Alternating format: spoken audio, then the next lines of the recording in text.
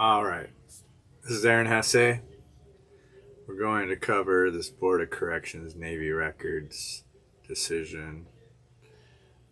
Last one. That's 2023, I believe. And,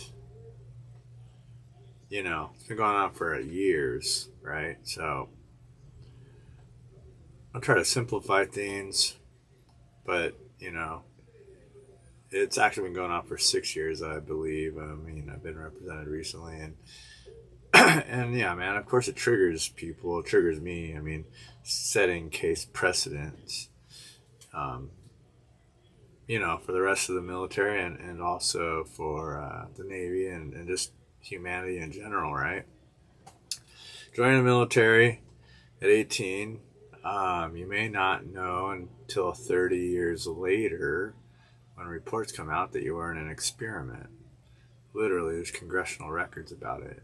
And it was about undermanning a ship, a certain ship, your ship, the class of your ship, and then it even had other layers below that for testing further minimum manning um, based on total force, which is using reserves to replace active duty, and they're going to test that total force minimum manpower on already uh, experience of having a minimum manning experiment on the guided missile frigate. So there's three levels almost of minimum manning here. All are experimental.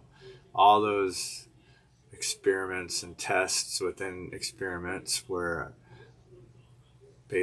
given up on, and there's a report on that. And you'll never see any of these reports or understanding, although I've tried to submit it as evidence, and it's all public record. And it fully explains my Navy Army transfer because it wasn't purely the assault, it was the limited pay for the expectations, which were impossible, never before seen in expectations of being assigned to an active duty combat ship for 5 years with the reserve, purely reserve enlistment. And it was never expected as normal. It was not normal. It was possibly, I know it was a mistake now when we go through these records. I've tried my best in an impossible duty assignment that's so rare there is not another example. And you'll see in 1997, as you see right here, they realized that I was complaining of, it says here, let's see, 1997. Yeah, 1997. I was already complaining of symptoms of have you had an injury or illness or disease within the last 12 months, which required a hospitalization. You state sometimes if quote if I worry or something and I feel stress in my heart and down to my left hand and I don't like it, but to not provide any other further explanation. Like you're 20 years old or something at this time, like you're not a doctor, you're just putting symptoms down and you feel like shit on the ship. And they're like, well, you didn't provide enough information. I mean, you didn't understand what you're even going through. You're having panic attacks in an experimental unit. You don't even know you're in experimental conditions, an experimental unit, that your assignment is rare and never before seen, and there is no manual to even understand it for the amount of pay, limited pay, poverty pay, the expectations, manuals, qualifications, actual operational abilities on a ship. I mean, it's impossible. It doesn't make any sense, and it would obviously uh, give anyone a heart problem, at a young age. And these Navy people, if they call themselves Navy people, I have no idea if they're gremlins or not. Can't recognize, put two and two together, why I might put these statements. Then they say I didn't put enough information. Like I knew nothing then. And even if I know everything now, they won't even talk about it. As if you got sprayed by Agent Orange, and they're never going to admit to Agent Orange. for 40 years. Well, I wasn't quite Agent Orange, but this is a different issue.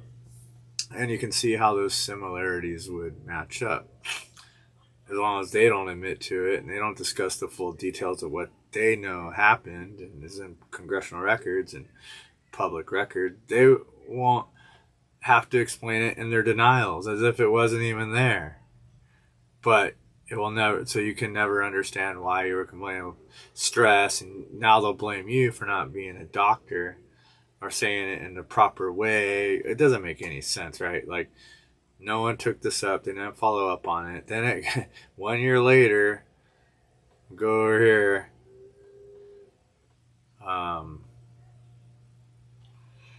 In 1998, you unsuccessfully attempted to enlist in the Army, and MEPS, DoD command, not the Army, the MEPS physical evaluation. In conjunction with this application, found you medically disqualified for ascension into the Army due to spine, other musculoskeletal, and psych. Okay, but ascension, you're already in the military. And now you're not doing ascension physicals. So they said this is an ascension physical. You're not in like a new recruit anymore. You already have benefits, entitlements. People cannot explain this away because you're already a Navy member on a ship. And you're trying to transfer off of it and do the Army. And you'll see they try to pretend it's not a transfer, that I just purely didn't tell the Navy or the Army that I was in the Navy. Just blindly walked in there and pretended I wasn't in the Navy. And otherwise, I was a great sailor. But in this instance, I lied to everyone. I withheld information. And the Army didn't pick up on it. MEPS didn't pick up on it. That I didn't try to transfer off of a ship. And which would have been documented in the medical record of the physical evaluation that they performed on DD Form 88, right? It has them. These are idiots. I mean, these are satanic idiots. I'll put it like that. They try to misinterpret, misinform, misread, or not even know what they're trying to,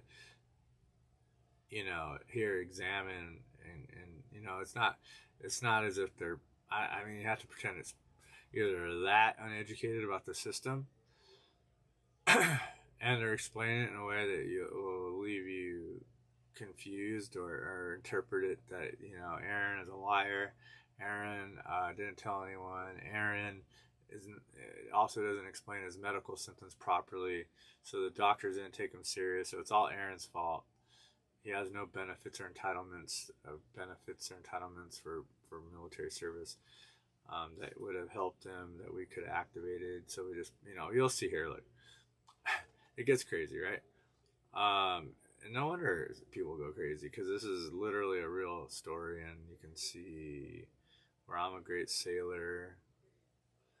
But in 99, maybe we'll say it here. 99. 1 year after that, the Army says I'm breaking up with my girlfriend of 4 years. She broke up with me. I'm breaking up with her. No, I wasn't breaking up. She broke up with me. I was totally frozen. My mind was shot. My branch transfer was denied or disqualified, right? Now they're saying they don't even report it correctly.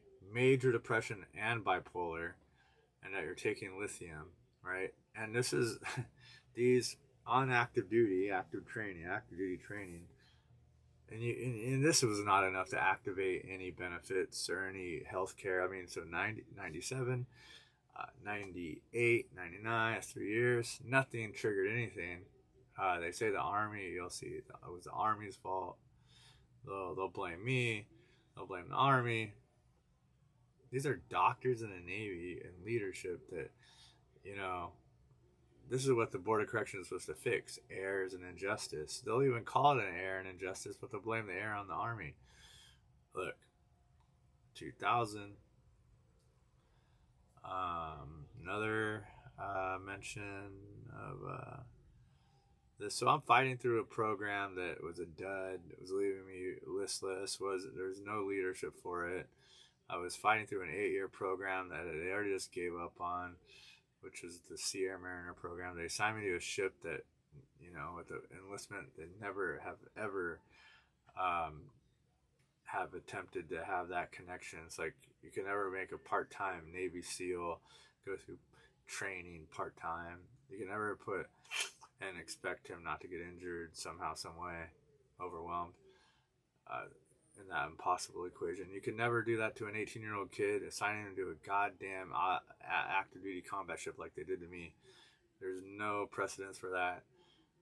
And there was an error in assigning me to the ship. I'll show you here shortly. But in 2000, we're going to go over the fact that I'm reporting, I'm still requesting support for depression, psychiatric evaluation or something. But he doesn't say I don't appear depressed, although it's noted that you felt the need to meet with the counselor again for your benefit. But again, the record does not describe any stressor reported regarding your naval service. Okay, so again, the doctor will never investigate that you are on an experimental ship.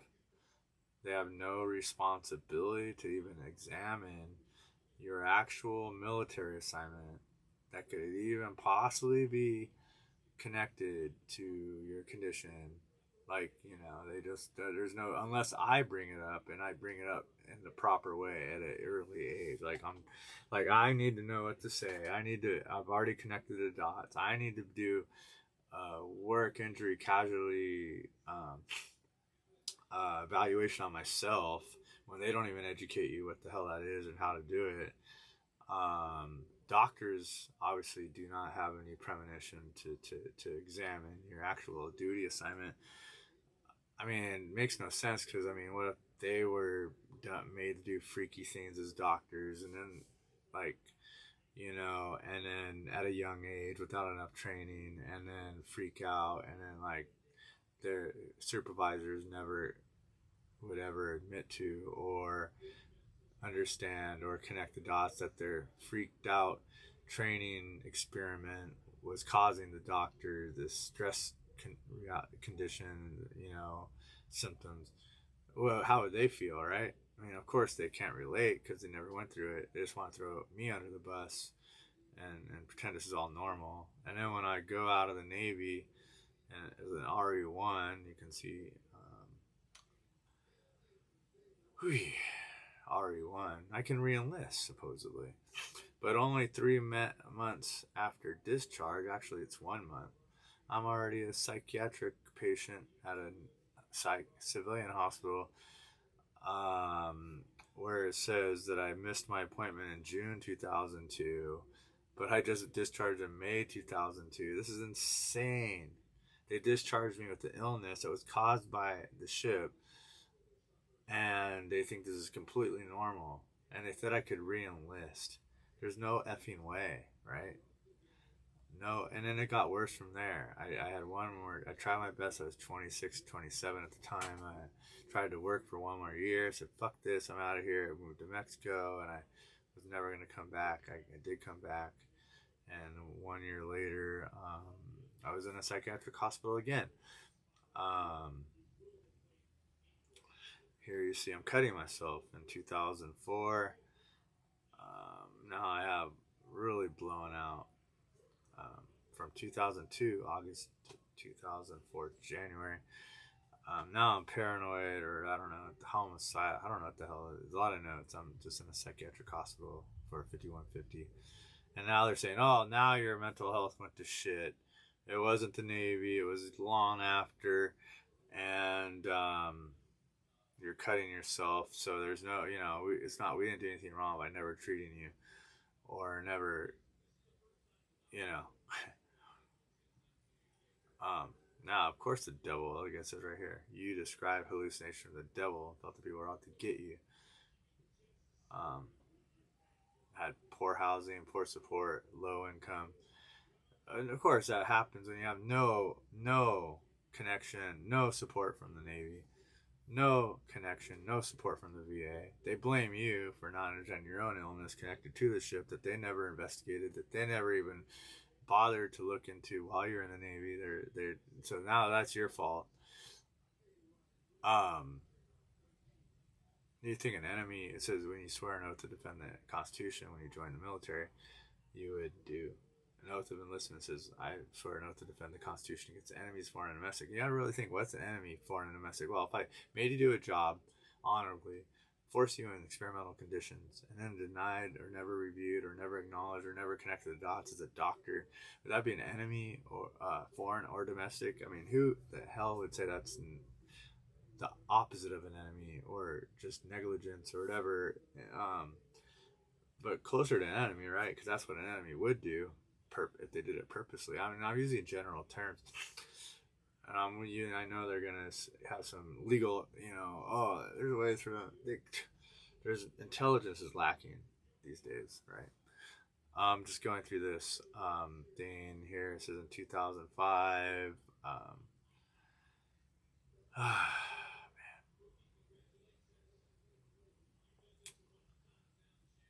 2005 here. I'm getting Social Security, but it's actually 2011. Here it is, 2011 first. It says I'm an unreliable historian and sincere in your presentation, but I had no information on the Navy yet, and I still hadn't seen the reports. I still was trying to forget the whole Navy experience. I didn't even tell him I was a veteran, possibly. I don't remember, because I just didn't have any hope to recall that I was in the Navy at all. It did me no good. Gave me no education. Just gave me some medical problems, and that's it. That's what I got out of a result from that. I got an honorable discharge. It was worthless, as you see how they treat me. I mean, it looks good on paper, but with no skills to back it up, and a mental illness and other things as that's who your honorable discharge got you. People say, oh, good, you got an honorable discharge. Well, look how the government treats you, and look what it got me: poverty, homelessness, no respect for the government, no respect from the government when you ask for some help, no respect in general, like that's of substance. And you can see how the government has double speak all throughout this thing. I have a Dr. Foote. Dr. Foote here would, he's going to write reports on my behalf. He's a former Navy doctor who was an executive officer, higher ranking than probably all the people on the Navy side that are reviewing my records and throwing me under the bus again to the Board of Corrections. But this guy, they even threw his determination out, Dr. Foote, because he's biased now for even stating something that might help me, like that I deserved a medical discharge as opposed to an honorable discharge, looking at the record now. And that they're going to say that although he sees it from his medical training in the Navy, that they're not going to even accept it because it's bias. My own doctor's bias. He's you never can imagine this is real. Doesn't make. I mean, then they said that. See, it's been going on since 2017 here, as you can see. A CORB, Council for Review Board, which is part of the PEB process. While the board acknowledged that the additional evidence you provided would establish service connection for... So here it is. Now they're saying that the VA says, oh yeah, it was connected to the ship. But now they're saying it didn't continue to find insufficient evidence that those conditions created a sufficient occupational impairment to warrant referral to a medical board or physical evaluation board. So they do a senior medical advisor and a CORB review, a council review board, which is part of the PEB. When you look into it, it's part of the PEB. You don't get a senior medical advisor until you're part of a PEB. But they said that, which includes VA Veteran Affairs, veteran affairs notifications, all sorts of stuff in service. And there's, so you're not in the streets homeless alone. They notify you. They're aware of you. They try to give you medical support. And there's reviews by the SMA. There's reviews by the Physical Evaluation Board and the PB. During the PB process, you have all these like administrative steps that you'll get administered, due process, basically due process that you never got, and now they do it retroactively and say, "We skipped that. You never get the benefit, and we're just going to claim that you were fit for duty." We'll just make a decision. No, which it means I was still homeless, never got help. We'll say sorry for that, but it was your like this. It destroyed everything, dude. Destroyed a lot of things. Nah, of course you want to shoot yourself in the head. Look at that Navy, foolish people. You go, boo. Who would want to survive that shit? I would never let them get the justice. That, right? But you go, boom. Who wouldn't think that's normal? They don't want it to happen to them. I just want one band-aid, admission that this is wrong.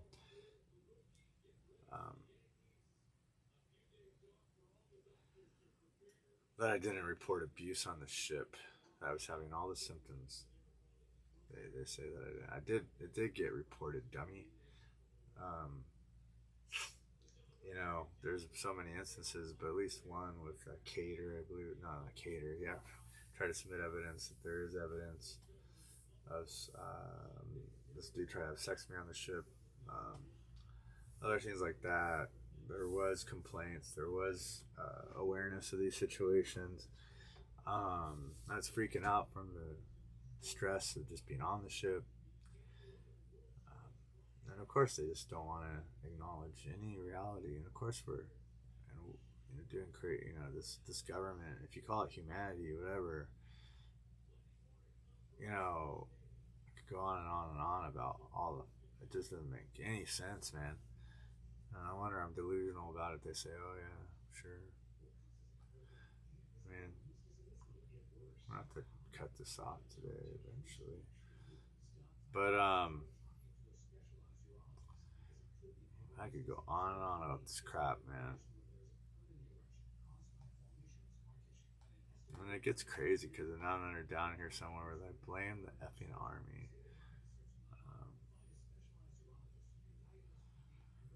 Whew. And you were the best sailor, man. I do not give a shit anymore, man. I mean, this all it's got me was a problem with the government humans being so stupid. They don't want to have to deal with this shit that was on their name. They want that to be normal.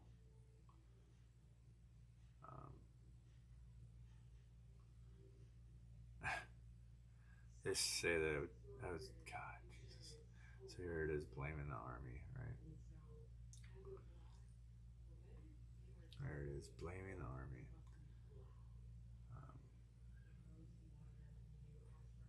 Talk about it now. They're like, your fault. Doctors didn't do anything what a doctor should do.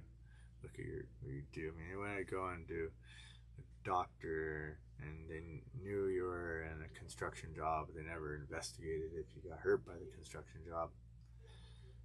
So they you're supposed to tell the doctor how you're not even aware of it. They're the occupational specialist, occupational